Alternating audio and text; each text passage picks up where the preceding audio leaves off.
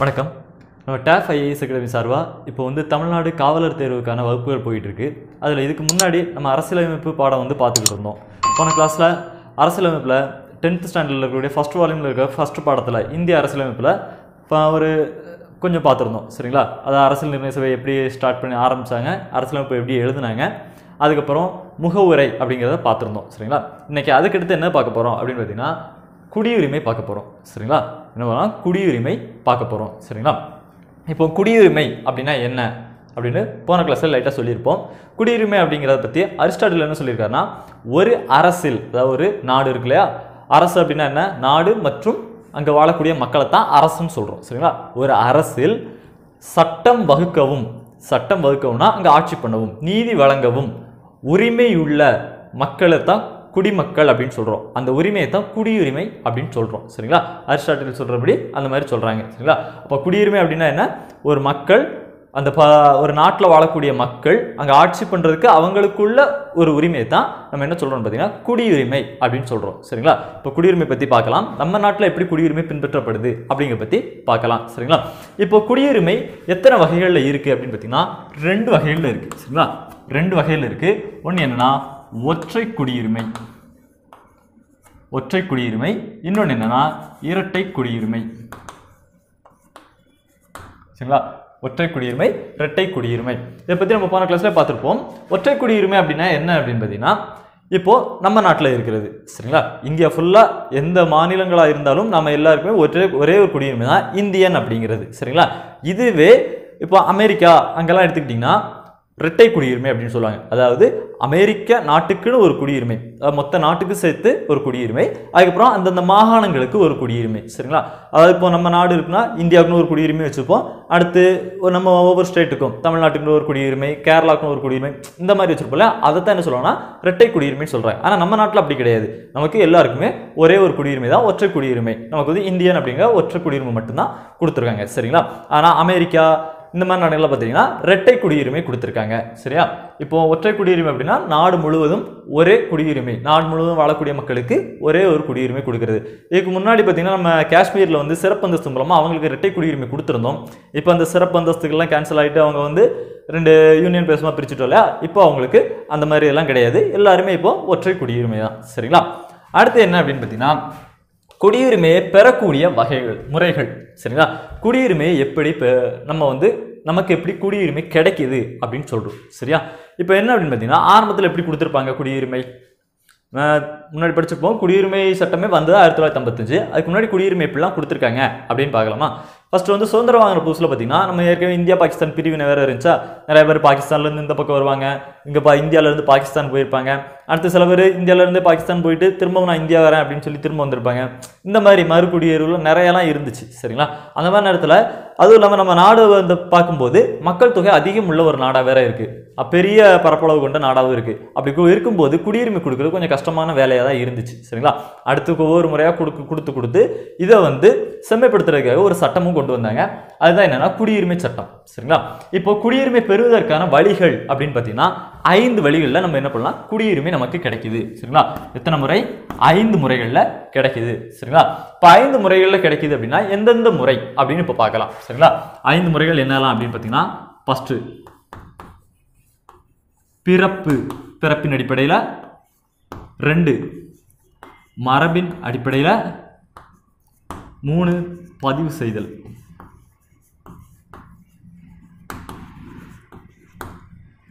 4 இயல்புரிமை மூலமா. சரிங்களா? இயல்புரிமை, 5 பகுதிகள் இணைப்பு,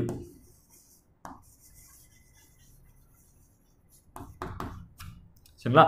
பகுதிகள் இணைப்பு. இப்போ பிறப்பு அப்படிங்கும்போது நம்ம எல்லாரும் இந்தியாவில் பிறக்கும், நம்ம பேரண்ட்ஸ் எல்லாருமே இந்தியாவில் இருக்காங்க, நமக்கு பிறப்பின் மூலமாக கிடைச்சிருச்சு. ஒருவேளை மரபு அப்படிங்கிறது என்ன, அதாவது வெளிநாட்டில் பிறந்திருப்பாங்க இல்லையா, அவங்களோட பேரண்ட்ஸ் இந்தியர்களாக இருப்பாங்க, அப்போ வெளிநாட்டில் பிறந்திருப்பாங்களா, அப்படி மரபின் மூலமாக கிடைக்கிறது. சரிங்களா? அடுத்து பதிவு செய்தல் அப்படிங்கிறது என்ன, வெளிநாட்டில் இருந்து இப்போ திருமணம் முடிச்சு வர்றது. சரிங்களா? யாராவது இங்கேருந்து வெளிநாட்டுக்கு வேலைக்கு போயிருப்பாங்க, போன இடத்துல அங்கேருந்து திருமணம் பண்ணிட்டு வராங்களா, ஒரு இந்தியரை திருமணம் பண்ண மூலமாக அந்த மாதிரி அவங்களுக்கு குடியுரிமை கிடைக்கிறது. அது அடுத்து காமன்வெல்த் நாடுகள் அப்படிங்கும்போது என்ன அப்படின்னு பார்த்தீங்கன்னா அமெரிக்கா, ஆஸ்திரேலியா, நம்ம பாகிஸ்தான், ஸ்ரீலங்கா இந்த மாதிரி காமன்வெல்த் நாடுகளில் இருக்கக்கூடியவங்களுக்கு வந்து இந்தியாவில் குடியுரிமை வேணும்னா இந்த பதிவு செய்தல் முறையில் வாங்கலாம். சரிங்களா? பதிவு செய்தல் முறையில் அப்படின்னு பார்க்கும்போது திருமண உறவு மூலமாக வர்றவங்களும் அடுத்து காமன்வெல்த் நாடுகள்லேருந்து வர்றவங்களுக்கும் இந்த பதிவு செய்தல் முறை மூலமாக இந்தியாவில் குடியுரிமை கிடைக்கும். சரிங்களா? அடுத்து இயல்புரிமை அப்படின்னு பார்த்தீங்கன்னா இப்போ வேற நாட்டிலிருந்து இந்தியாவுக்கு வர்றாங்க. சரிங்களா? இப்போ எங்கேருந்து வேற நாடுகளில் வெளிநாடுகள்லேருந்து இந்தியாவில் வந்து தங்கணும், இந்தியாவில் வந்து நான் இங்கே தான் இருக்க போகிறேன் அப்படின்னா அவங்க ஒரு டைப்பில் வந்து வாங்குவாங்க. அதுதான் என்னன்னு சொல்லணும்னா இயல்பு உரிமை அப்படின்னு சொல்கிறாங்க. சரிங்களா? இந்த இயல்பு உரிமை அடிப்படையில் வாங்கணும், அவங்களுக்கு குடியுரிமை வேணும் அப்படின்னு பார்த்தீங்கன்னா குறைஞ்சது அதாவது 12 வருஷம் இந்தியாவில் தங்கியிருக்கணும். சரிங்களா? எத்தனை வருஷம்? 12 வருஷம். இந்த பதிவு செய்தல் முறை அப்படின்னா 7 வருஷம். சரிங்களா? இந்த பதிவு செய்தல் முறையில் எத்தனை வருஷம்னா 7 வருஷம் இந்தியாவில் தங்கியிருக்கணும். இயல்புரிமைனா 12 வருஷம் தங்கியிருக்கணும். சரிங்களா? இயல்புரிமை அப்படின்னு பார்க்கும்போது வெளிநாடுகளிலிருந்து ஒருத்தர் இந்தியாவுக்கு வர்றாரு அப்படின்னா அவருக்கு குடியுரிமை கொடுக்கிறது. சரியா? அவங்க எத்தனை வருஷம் இங்கே இருக்கணும் அப்படின்னா 12 வருஷம் இந்தியாவில் தங்கியிருக்கணும். அதுலேயும் கடைசி ஒரு வருஷம் தொடர்ந்து இந்தியாவிலேயே இருந்திருக்கணும். சரிங்களா? கடைசி ஒரு வருஷம் இந்தியாவிலே இருந்திருக்கணும். அதுவும் இல்லாமல் நம்மளுடைய அரசியலமைப்பின் 8வது அட்டவணையில் சொல்லப்பட்டிருக்க 22 அலுவலக மொழி படிச்சிருக்கோம் இல்லையா, அதில் ஏதாவது ஒரு மொழியை படிக்கவும் எழுதவும் தெரிஞ்சிருக்கணும். சரிங்களா? பேசவும் எழுதவும் தெரிஞ்சிருக்கணும். அந்த இதெல்லாம் இருந்தால் தான் இந்த இயல்புரிமை மூலமாக கொடுப்பாங்க. அப்படி கொடுக்கும்போது சரியான தகவல்கள் அளிக்கணும். சரிங்களா? சரியான தகவல் அப்ளை பண்ணி தான் என்ன பண்ணணும்னா இந்த குடியுரிமை வாங்கணும். அடுத்து என்னன்னு பார்த்தீங்கன்னா பகுதிகள் இணைப்பு. இப்போ பகுதிகள் இணைப்பு அப்படின்னு பார்க்கும்போது இப்போ நம்ம இந்தியா கூட பக்கத்தில் நம்ம எல்லை பக்கத்தில் ஏதாவது ஒரு நாடு இருக்குது, அந்த நாடு நம்ம கூட சேர்ந்துருச்சுன்னு வச்சுக்கோங்களேன். அப்போ அங்கே இருக்கக்கூடிய மக்களும் இந்தியர்கள் ஆகிட்டாங்க. ஏன்னா அந்த பகுதியை நம்ம என்ன பண்ணியிருக்கோம், நம்ம நாட்டு கூட சேர்த்துட்டோமா, அப்போ அந்த பகுதியில் வாழக்கூடிய மக்களுக்கும் மக்களும் இனிமேல் இந்தியர்கள் தான். அப்போ அவங்களுக்கு என்ன பண்ணணும், குடியுரிமை கொடுக்கணும் இல்லையா, அதுதான் பகுதிகள் இணைப்பு அப்படின்னு சொல்கிறது. இப்போ எக்ஸாம்பிள் பார்த்தீங்கன்னா பாண்டிச்சேரி. சரிங்களா? பாண்டிச்சேரிக்கு முன்னாடி பிரெஞ்சுக்காரர்கள் கட்டுப்பாட்டில் இருந்துச்சு. அதுக்கப்புறம் 1962லலாம் நம்ம என்ன பண்ணிட்டோம்னு பார்த்தீங்கன்னா பாண்டிச்சேரி மக்களுக்கு என்ன பண்ணிட்டோம்னா குடியுரிமை கொடுத்துட்டோம். சரிங்களா? அதைத்தான் சொல்கிறாங்க. ஃபர்ஸ்ட் பிறப்பு அப்படின்னா பிறப்பின் அடிப்படையில் இந்தியாவில் பிறக்கும்போது. சரிங்களா? அது எப்படி அப்படின்னு அடுத்து பார்க்கலாம். அடுத்து மரபு. நம்ம அம்மா அப்பாலாம் என்ன பண்ணுறாங்கன்னா இந்தியன் சிட்டிசனாக இருக்காங்க, பிறந்தது வெளியில் அப்படின்னு வச்சுக்கோங்களேன். அப்போ எப்படி நமக்கு சிட்டிசன்ஷிப் கிடைக்கு அப்படின்னு சொல்கிறது. அடுத்து பார்த்தீங்கன்னா பதிவு செய்தல் அப்படிங்கிறதுனா திருமண உறவின் மூலமா. சரிங்களா? ஒருத்தங்க வெளிநாட்டில் உள்ளவங்க இவர் இந்தியாவை திருமணம் பண்ணிட்டு வந்து அப்படி அவங்களுக்கு இந்தியன் சிட்டிசன்ஷிப் வேணும் அப்படிங்கிறது. அடுத்து பார்த்தீங்கன்னா காமன்வெல்த் நாடுகளில் இருக்கக்கூடியவங்க இந்தியாவில் சிட்டிசன்ஷிப் வாங்குறது. அது ரெண்டுமே பதிவு செய்தல் முறை. அதுக்கு இந்தியாவில் 7 வருஷம் தங்கியிருக்கணும். இயல்புரிமைனா வேற நாட்டில இருந்து இந்தியாவுக்கு வர்றாங்க, எங்களோட இந்தியாவோட கலாச்சாரம் பிடிச்சிருச்சு, நான் இங்கே இருக்க போகிறேன் அப்படின்னு சொல்லிட்டு இந்தியாவில் தங்கி இருக்காங்க அப்படின்னா அவங்க அப்ளை பண்ணி சிட்டிசன்ஷிப் வாங்குறது. சரிங்களா? அதுக்கு எத்தனை வருஷம்னா 12 வருஷம் இந்தியாவில் தங்கியிருக்கணும். குறைந்தபட்சம் அதாவது கடைசி ஒரு வருஷமாக என்ன பண்ணணும்னா கட்டாயமாக இந்தியாவில் இருக்கணும். சரிங்களா? தொடர்ந்து இந்தியாவிலே தங்கி இருக்கணும்.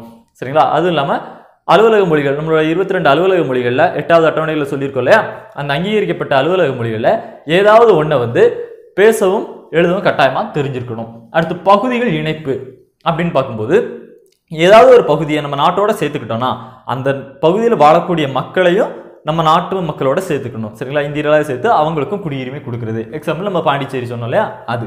சரிங்களா? இப்படித்தான் என்ன பண்ணுறோம் அப்படின்னு பார்த்தீங்கன்னா நம்ம குடியுரிமையை வழங்குறோம். சரிங்களா? குடியுரிமை பெரும் முறைகள் இந்த 5 டைப்பில். சரிங்களா? இதே இது பார்த்தீங்கன்னா இன்னும் இருக்கு குடியுரிமை நீக்கும் முறை. சரிங்களா? இது குடியுரிமை பெரும் முறை, குடியுரிமை நீக்கும் முறை. சரிங்களா? குடியுரிமை நீக்கும் முறை அது என்ன அப்படின்னு பார்க்கலாம். குடியுரிமை எப்படிலாம் ஒரு இந்திய குடிமகன் எப்படி தன்னோட குடியுரிமையை இழக்கிறாரு அப்படின்னு பார்க்கலாம். எத்தனை டைப்லன்னு பார்த்தீங்கன்னா 3 டைப்ல. சரிங்களா? 5 முறையில் குடியுரிமையை பெறலாம், 3 முறையில் குடியுரிமையை இழக்கலாம். எதெல்லாம் அப்படின்னு பார்த்தோம்னா ஃபர்ஸ்ட் நீக்குதல்,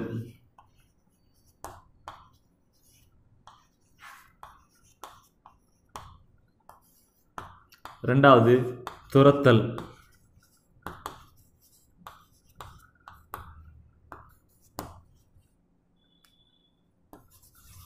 முடிவுக்கு கொண்டு வருதல்.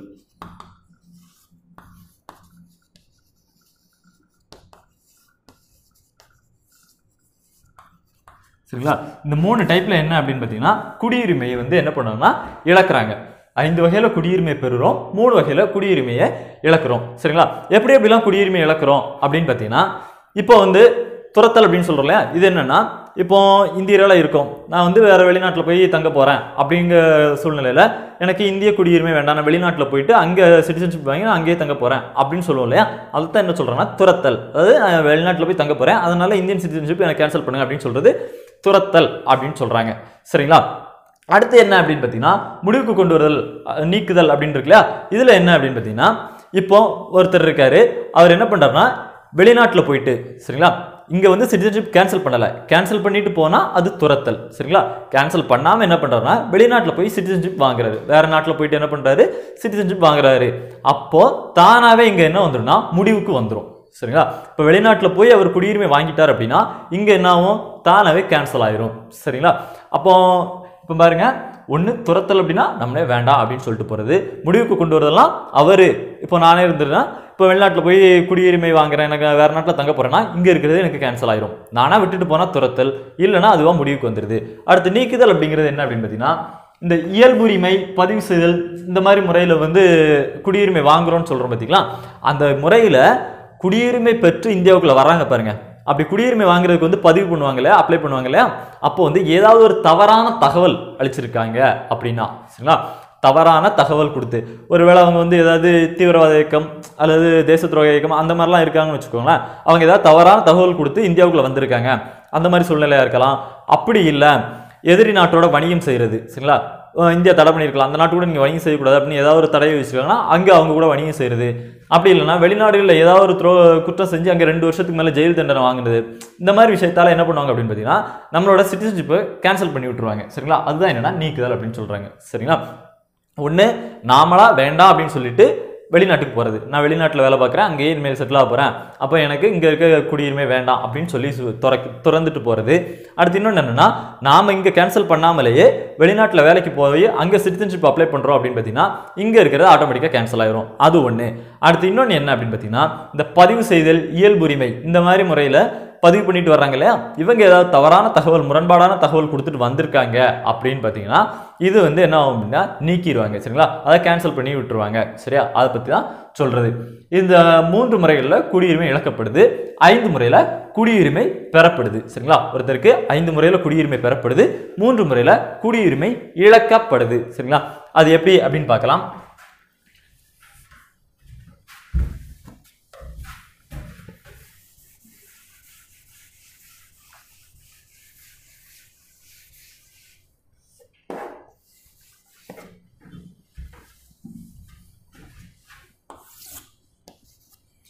இப்போ குடியுரிமை சட்டம் சரிங்களா, குடியுரிமை சட்டம் இந்தியாவில் குடியுரிமையை முறைப்படுத்துறதுக்காக கொண்டு வரப்பட்ட சட்டம் தான் என்ன குடியுரிமை சட்டம். எந்த வருஷம் கொண்டு வந்தாங்க அப்படின்னு பார்த்தீங்கன்னா 1955.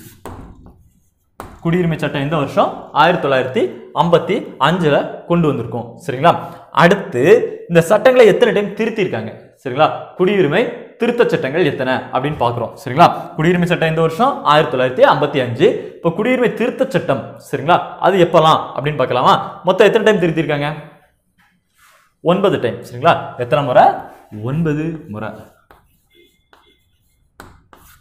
9 முறை என்ன பண்ணியிருக்காங்கன்னா திருத்திருக்காங்க. 1955 கொண்டு வரப்பட்ட குடியுரிமை சட்டம் 9 முறை திருத்தப்பட்டிருக்கு சரிங்களா. எந்தெந்த வருஷம்லாம் திருத்திருக்காங்க அப்படின்னு பார்க்கலாம். ஃபர்ஸ்ட் 1957 சரிங்களா, 1957 முதல் தடவையும். அடுத்து 1960, 1985, 1986, 1992, 2003, 2005, 2015, இப்போ கடைசியாக போனால் 2019 சரிங்களா. அப்போ எத்தனை முறை திருத்திருக்காங்க, 9 முறை திருத்திருக்காங்க சரிங்களா.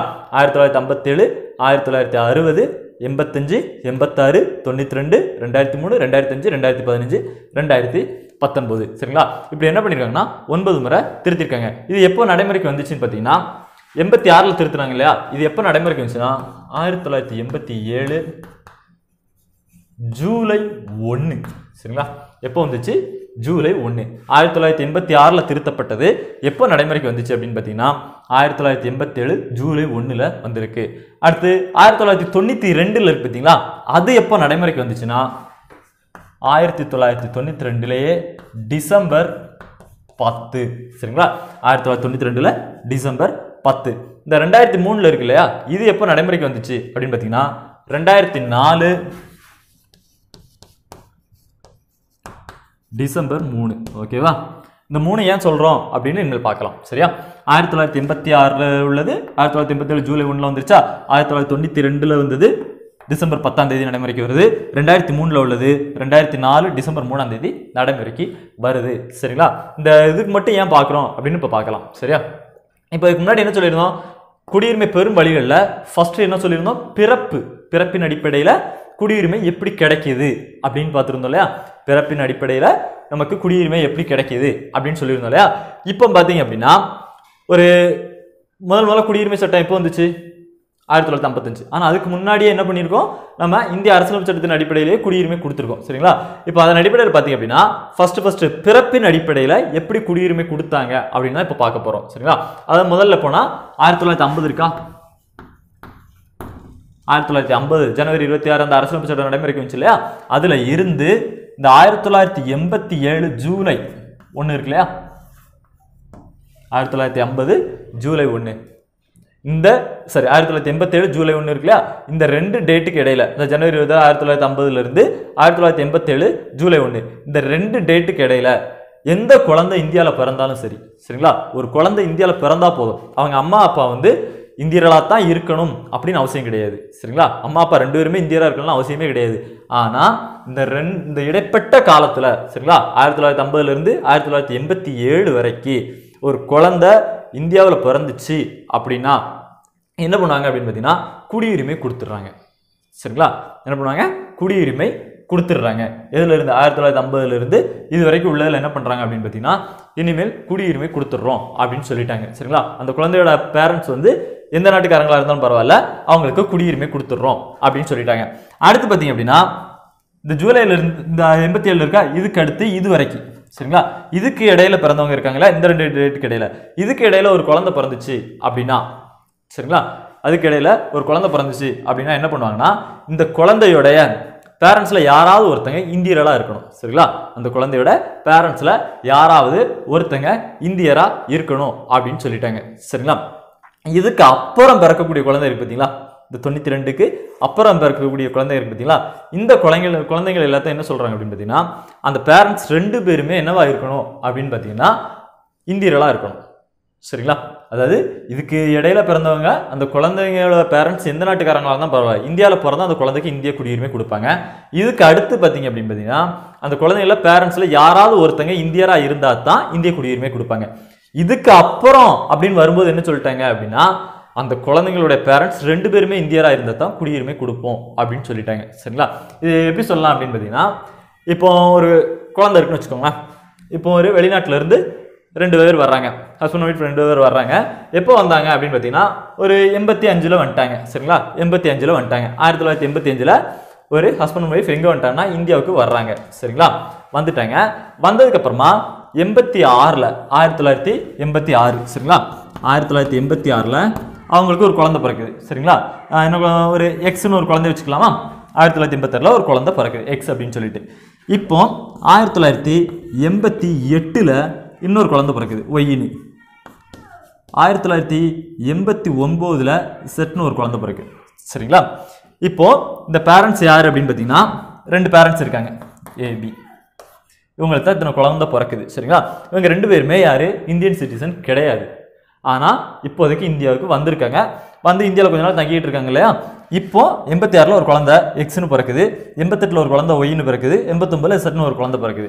கிட்டத்தட்ட இந்த குழந்தைக்கெல்லாம் ஒரு 15-20 வயசு ஆகும்போது என்ன பண்ணிட்டாங்கன்னு பார்த்தீங்கன்னா இப்போ போயிட்டு பாஸ்போர்ட் அப்ளை பண்ணுறாங்க. சரிங்களா? என்ன பண்ணுறாங்க? பாஸ்போர்ட் அப்ளை பண்ணுறாங்க வெளிநாட்டுக்கு போகிறதுக்கு. அப்படி அப்ளை பண்ணும்போது என்ன ஆச்சு பார்த்தீங்கன்னா இந்த ஒரு குழந்தைக்கு மட்டும்தான் என்ன கொடுக்குறாங்க? பாஸ்போர்ட் கொடுக்குறாங்க. ஏன்னா இந்த ஒரு குழந்தை மட்டும்தான் யாருன்னா இந்திய குடிமகன். ஏன் அப்படின்னு பார்க்குறீங்களா?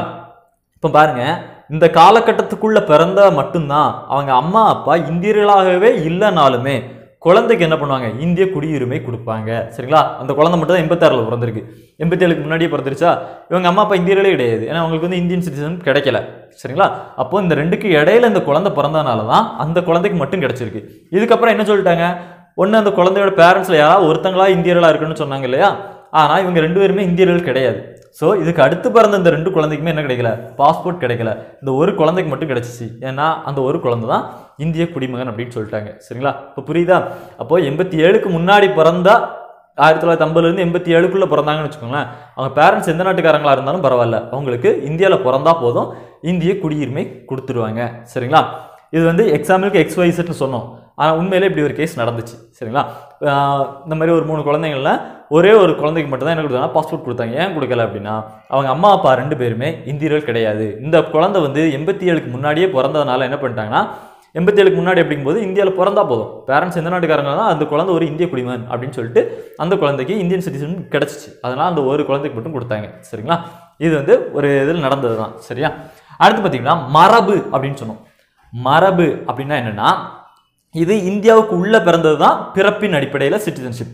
மரபு அப்படிங்கிறது இந்தியாவுக்கு வெளியில் குழந்தை பிறக்கும்போது என்ன பண்ணணும். இப்போ இந்தியாவுக்குள்ள குழந்தை பிறந்துச்சுன்னா இந்தியன் சிட்டிசன் எப்படி கிடைக்குன்னு பார்த்துட்டோம். இந்தியாவுக்கு வெளியில் கிடைச்சிச்சுன்னா என்ன பண்ணுவோம் அப்படின்னு பார்க்குறோம். சரிங்களா?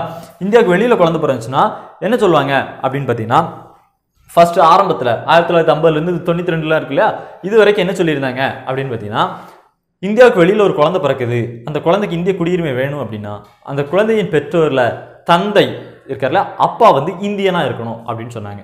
சரிங்களா? அப்பா என்னவா இருக்கணும், இந்தியனா இருக்கணும். அதுக்கப்புறம் என்ன சொன்னாங்கன்னா இதுக்கு அப்புறம் வரும்போது அந்த குழந்தையோட பேரண்ட்ஸ்ல யாராவது ஒருத்தர் இந்தியனா இருந்தா போதும் அப்படின்னு சொன்னாங்க. சரிங்களா? ஆரம்பத்தில் என்ன சொன்னாங்க, குழந்தையின் பெற்றோர்ல தந்தை வந்து இந்தியரா இருக்கணும்னு சொன்னாங்க. அதுக்கப்புறம் பார்த்தாங்க அம்மா அப்பா 2 பேர்த்துல யாராவது ஒருத்தங்க இந்தியனா இருந்தா போதும் அப்படின்னு சொன்னாங்க. அதுக்கப்புறம் வரும்போது என்ன சொல்லிட்டாங்க அப்படின்னு பார்த்தீங்கன்னா பேரண்ட்ஸ் 2 பேருமே இந்தியனா இருக்கணும். ஒரு குழந்தை வெளிநாட்டில் பிறக்கும்போது பேரண்ட்ஸ் 2 பேருமே இந்தியனா இருந்தா தான் என்ன கிடைக்கும்னா அந்த குழந்தைக்கு இந்திய குடியுரிமை கிடைக்கும். சரிங்களா? அதை பற்றி சொல்லியிருக்காங்க.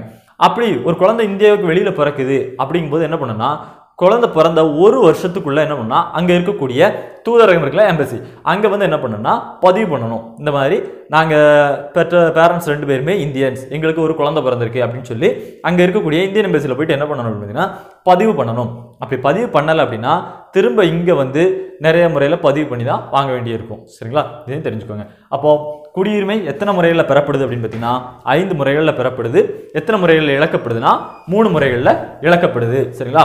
குடியுரிமை சட்டம் அப்படின்னு பார்க்கும்போது 1955, திருத்த சட்டங்கள் 9 முறை. சரிங்களா? நம்ம புத்தகத்தில் பார்த்தீங்கன்னா 8 முறைன்னு கொடுத்துருப்பாங்க. ஏன்னா அது 2019 திருத்தம் வர்றதுக்கு முன்னாடி வந்தது. சரிங்களா? 2019 திருத்தத்தை சேர்த்தோம்னா 9 முறையில் திருத்தப்பட்டிருக்கு. சரியா? அப்போ திருத்த சட்டங்கள் எத்தனைனா 9, எந்த வருஷம் அப்படின்னு பார்த்துக்கோங்க. சரியா? அடுத்து பார்த்தீங்க அப்படின்னா அரசு நெறியுறுத்தும் கோட்பாடு. சரியா? அரசு நெறிமுறை கோட்பாடு அப்படின்லாம் சொல்லுவாங்க. இதோட நோக்கம் என்ன, அரசு நெறிமுறை கோட்பாட்டின் நோக்கம் என்ன அப்படின்னு ஃபர்ஸ்ட் தெரிஞ்சுக்கலாம். மக்கள் நலன் அரசை உருவாக்க. சரிங்களா? இந்த அரசு நெறிமுறை கோட்பாடு அப்படின்னா என்னன்னு பார்த்தீங்கன்னா நம்ம அடிப்படை உரிமைகள் இருக்கு இல்லையா, அதே மாதிரி தான் இருக்கும். ஆனால் இதுக்கும் அடிப்படை உரிமைக்கு சின்ன சின்ன வித்தியாசம் தான் இருக்கும். சரிங்களா? அது என்னன்னு போக பார்க்கலாம். இப்போ இதோட நோக்கம் என்ன அப்படின்னு பார்த்தீங்கன்னா மக்கள் நல அரசை உருவாக்குதல். மக்கள் நல அரசை உருவாக்குதல். சரிங்களா? இந்த அரசு நெறிமுறை கோட்பாடு எதுக்காக யூஸ் ஆகுது அப்படின்னு பார்த்தோம்னா இப்போ ஏதாவது ஒரு சட்டங்கள் கொண்டு வர்றாங்க. சரிங்களா? மக்கள் நலனுக்காக ஒரு சட்டங்கள் கொண்டு வர்றாங்கன்னா அது எதை அடிப்படையாக வச்சு கொண்டு வராங்கன்னா இந்த அரசு நெறிமுறை கோட்பாடு இருக்குல்ல, இதை பேஸ் பண்ணி தான் கொண்டு வராங்க. சரிங்களா?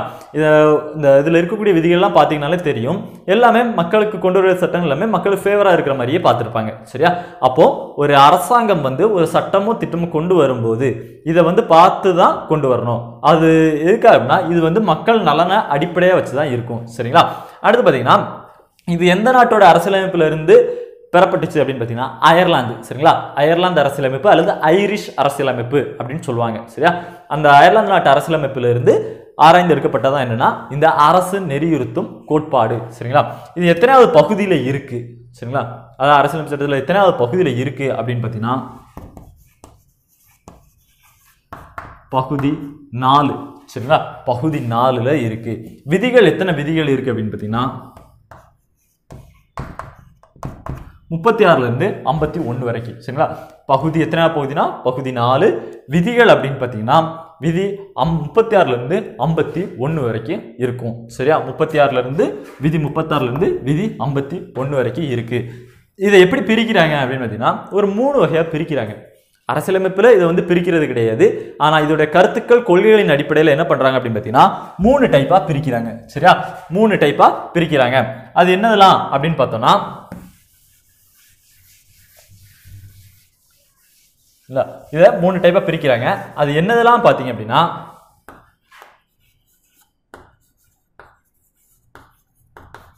சமதர்ம கொள்கை,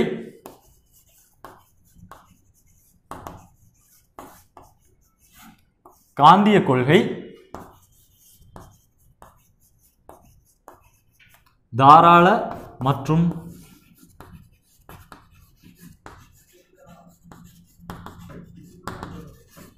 அறிவு சார்ந்த கொள்கை அப்படின்னு சொல்லிட்டு பிரிக்கிறாங்க. சரிங்களா? அரசியலமைப்பில் இதோட விதிகளை வந்து வகைகளாக பிரிக்கல.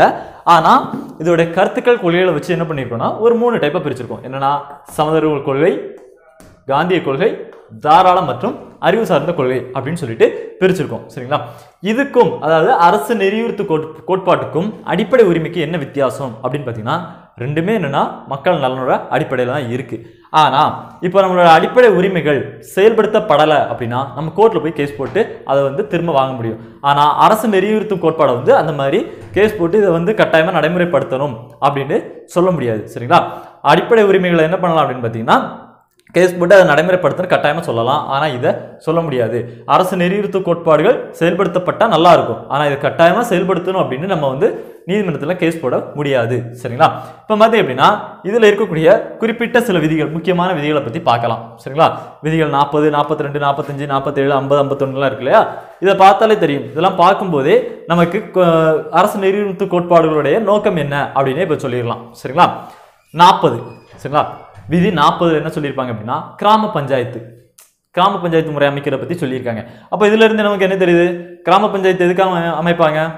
கிராமப்பகுதியில் இருக்கக்கூடிய மக்களின் நலனுக்காக, உள்ளாட்சி அமைப்புகளுக்கு வந்து அதிகாரம் கொடுக்கணும், கிராம பகுதி மக்களின் நலனுக்காக. சரிங்களா? அப்போ விதி 40 என்ன அப்படின்னு பார்த்தீங்கன்னா கிராம பஞ்சாயத்து. சரிங்களா?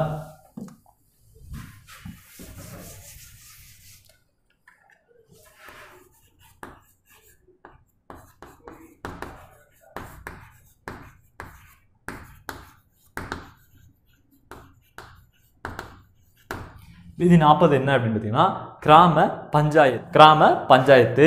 விதி 42 என்ன அப்படின்னு பார்த்தீங்கன்னா இப்போ ஒரு தொழிற்சாலை அல்லது இந்த மாதிரி நிறுவனங்கள்லாம் இருக்கு இல்லையா? அந்த மாதிரி இடங்கள்ல என்ன பண்ணணும் அப்படின்னு பார்த்தீங்கன்னா மனிதாபிமான சூழ்நிலை, அதாவது வேலை பார்க்கறதுக்காக மனிதாபிமான அடிப்படையில் சில வசதிகள் செஞ்சு கொடுக்கணும். அடுத்து பெண்களுக்கான மகப்பேறு கால உதவிகள் செய்யணும் அப்படின்னு சொல்றது. சரிங்களா? அதாவது வேலை பார்க்குற இடத்துல வந்து மனிதாபிமான சூழ்நிலையில வந்து நல்ல ரீதியில் அமைச்சு கொடுக்கணும் தொழிலாளர்களுக்காக. பிளஸ் அடுத்து என்ன பண்ணணும்னா மகப்பேறு கால உதவிகள் செய்யணும் அப்படின்னு சொல்றதா என்னன்னா விதி 42. சரிங்களா? மகப்பேறு கால உதவிகள் செய்ய சொல்றது என்னன்னா விதி 42. இதை அடிப்படையாக வச்சா என்ன கொண்டு வந்திருப்பாங்கன்னா மகப்பேறு கால சட்டம் 1961 மகப்பேறு கால சட்டம் கொண்டு வந்திருப்பாங்களே அந்த 1961 அது இதை வச்சு கொண்டு வந்ததான். அடுத்து பார்த்தீங்கன்னா விதி 45.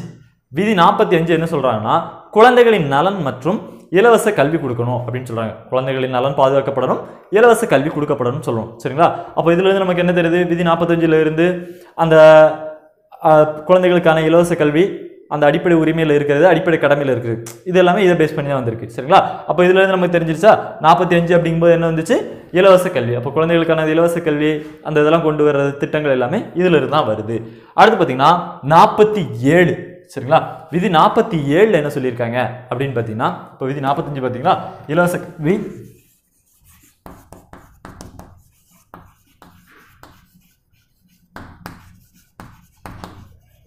இலவச கல்வி. சரிங்களா? இது அடுத்து 47 என்ன அப்படின்னு பார்த்தோம்னா உடலுக்கு தீமை தரக்கூடிய போதைப் பொருட்களை தடை செய்தல். சரிங்களா? உடலுக்கு தீமை தரக்கூடிய புகையிலை பொருட்கள், போதைப் பொருட்கள் இதெல்லாம் தடை செய்யறது. சரிங்களா? இதுதான் என்ன அப்படின்னு பார்த்தீங்கன்னா விதி 47. சரியா? அடுத்து 50. விதி 50 என்ன அப்படின்னு பார்த்தீங்கன்னா நிர்வாகத்திலிருந்து நீதித்துறையை பிரிக்கிறது. சரிங்களா? அடுத்து விதி 51. இது என்ன அப்படின்னு பார்த்தீங்கன்னா பன்னாட்டு அமைதி. ஓகேவா? இதைத்தான் என்ன சொல்றாருன்னா அம்பேத்கர் என்ன சொல்றாருன்னா புதுமையான சிறப்பம்சம் அப்படின்னு இந்த அரசு நெறியுறுத்தும் கோட்பாடை பத்தி அம்பேத்கர் சொல்லியிருக்காரு. சரிங்களா? ஓகே, இப்போ இது வரைக்கும் எதை பார்த்துருக்கோம்? குடியுரிமை பார்த்துருக்கோம், அரசு நெறியுறுத்தும் கோட்பாடு பார்த்துருக்கோம். சரியா? அடுத்து என்ன பார்க்க போறோம்னா அடிப்படை கடமைகள். ஓகேவா? அடிப்படை கடமைகள் இப்போ பார்க்கலாம். அடிப்படை கடமைகள்ல எத்தனையாவது பகுதியில் இருக்கு அப்படின்னு பார்த்தோம்னா அடிப்படை கடமைகள் எத்தனையாவது பகுதியில் இருக்கு அப்படின்னு பார்த்தீங்கன்னா பகுதி 4A. சரிங்களா? இது 4, இதுக்கு அடுத்து 4A இருக்கு. அடுத்து பார்த்தீங்கன்னா விதிகள் எதுல இருந்து இருக்கு அப்படின்னு பார்த்தீங்கன்னா 51A இருந்து 51 ஏ கே வரைக்கும் இருக்குது. சரிங்களா, 51 ஏலேருந்து 51 ஏ கே வரைக்கும் இருக்குது. இந்த அடிப்படை கடமைகள் சேர்க்கிறதுக்கு அதாவது அரசியலமைப்பில் ஸ்டார்டிங்கில் கிடையாது. அடுத்து 1976 42ஆம் சட்ட திருத்தத்தெல்லாம் சேர்த்தாங்க. சரிங்களா, எப்போனா 1976 42வது சட்ட திருத்தம். சரிங்களா, அதெல்லாம் சேர்த்துருக்காங்க. காரணமான கமிட்டி என்ன கமிட்டி அப்படின்னு பார்த்தீங்கன்னா ஸ்வரன் சிங் கமிட்டி. சரிங்களா, ஸ்வரன் சிங் கமிட்டி தான் இதுக்கு காரணமான கமிட்டி. இவங்க தான் இந்த அடிப்படை கடமைகள்லாம் சேர்க்கலாம் அப்படின்னு சொல்லிட்டு சேர்த்துருக்காங்க. மொத்தம் ஒரு 8 கடமைகள் பரிந்துரைச்சிருப்பாங்க. ஆனால் அந்த சட்டத்திருத்தத்தில் சேர்த்தது எப்படின்னு பார்த்தீங்கன்னா 10. சரிங்களா, ஆரம்பத்தில் எத்தனை சேர்த்துருந்தாங்கன்னா 10 கடமைகள் சேர்த்துருந்தாங்க. இப்போ எத்தனை கடமைகள் இருக்குது அப்படின்னா 11 கடமைகள் இருக்குது. சரிங்களா, ஆரம்பத்தில் எத்தனை கடமைகள்னா அது 1976 சேர்க்கும் போது 10 கடமைகள் இருந்துச்சு. இப்போ எத்தனை கடமைகள் இருக்குன்னா 11 கடமைகள் இருக்குது. சரிங்களா, அந்த 11வது கடமை என்ன அப்படின்னா 6 வயசுல இருந்து 14 வயசுக்கு உட்பட்ட குழந்தைகளுக்கு கல்வி வழங்குவது பெற்றோர் மற்றும் பாதுகாவலரின் கடமை அப்படின்னு சொல்றாங்க. சரிங்களா, இது எப்போ சேர்த்தாங்கன்னா 2002 86வது சட்ட திருத்தத்தில் சேர்த்திருப்பாங்க. சரிங்களா, 51 ஏ கே 11வது கடமையான 6 முதல் 14 வயதுப்பட்ட குழந்தைகளுக்கு கல்வி வழங்குவது வந்து 2002 86வது சட்ட திருத்தத்தின் மூலமா என்ன பண்ணியிருக்காங்கன்னா சேர்த்திருக்காங்க. சரிங்களா, இப்போ ஸ்டார்டிங்ல எத்தனை இருந்துச்சு 10 இருந்துச்சு, இப்போ 11 கடமைகள் இருக்கு. சரியா, இப்போ அடுத்து பார்க்கலாம். ஃபர்ஸ்ட் குடியுரிமை எத்தனை வகைகள்னா 2 வகை, ஒற்றை குடியுரிமை இரட்டை குடியுரிமை. பெரும் வகைகள் எத்தனை அப்படின்னு பார்த்தீங்கன்னா 5 வகைகள். இழக்கும் முறைகள் அப்படின்னா 3 முறையில். சரிங்களா, துரத்தல் நீக்குதல் முடிவுக்கு கொண்டு வருதல் அப்படின்னு 3 முறை. பெரும் முறைகள் அப்படின்னு பார்த்தீங்கன்னா பிறப்பு மரபு பதிவு செய்தல் இயல்புரிமை பகுதிகளை இணைத்தல் இப்படி ஒரு 5 டைப். குடியுரிமை சட்டம் 1955 கொண்டு வந்திருப்பாங்க. திருத்த சட்டங்கள் எத்தனை டைம்னா 2019 வரைக்கும் சேர்க்கும் போது 9 டைம் திருத்திருக்காங்க. சரியா, அடுத்து பார்த்தீங்க அப்படின்னா நம்மளுடைய அரசு நெறியுறுத்தும் கோட்பாடு எந்த நாட்டிலிருந்து பெறப்பட்டுச்சுன்னா அயர்லாந்து நாட்டிலிருந்து பெறப்பட்டது. இதோட முக்கியமான நோக்கம் மக்கள் நல அரசை உருவாக்குறது தான். சரிங்களா, அடுத்து இது 4வது பகுதியில் இருக்கு. விதிகள் 36லேருந்து 51 வரைக்கும் இருக்கு. சரிங்களா, இதில் முக்கியமான விதிகள் அப்படின்னு பார்த்தீங்கன்னா 40 இதெல்லாம் பார்த்தோம். 40 அப்படிங்கிறது என்னன்னா கிராம பஞ்சாயத்து, 45ங்கிறது இலவச கல்வி வழங்குறது, 50 அப்படிங்கிறது நிர்வாகத்துறையிலிருந்து நீதித்துறையை பிரித்தல், 51ங்கிறது பன்னாட்டு அமைதி. சரிங்களா, அடுத்து இதைத்தான் அம்பேத்கர் என்ன சொல்றேன்னா புதுமையான சிறப்பம்சம்னு சொல்லியிருக்காரு. சரிங்களா, புதுமையான சிறப்பம்சம் சொன்னது யாருன்னா அம்பேத்கர்.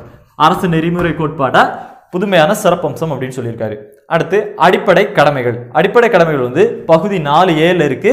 விதி 51 ஏல இருந்து 51 AK வரைக்கும் இருக்கு. சரிங்களா, இது ஸ்டார்டிங்ல கிடையாது, அரசியலமைப்பு நடைமுறைக்கு வரும்போது இல்லை.